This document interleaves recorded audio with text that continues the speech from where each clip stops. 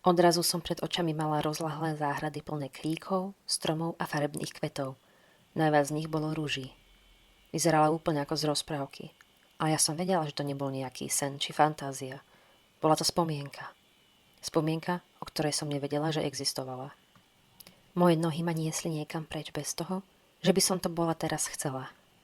Bola to však len dávna spomienka, ktorú som nemohla zmeniť. A vťahovala ma do seba stále viac a viac. Ako by som strácala samú seba a naplňali ma pocity, ktoré pochádzali z iného obdobia. Patrili inej Selén, tej, na ktorú som očividne zabudla. Utekala som pomedzi kríkmi červených a žltých ruží, keď som zakopla o ich do chodníka vyčnievajúce korene.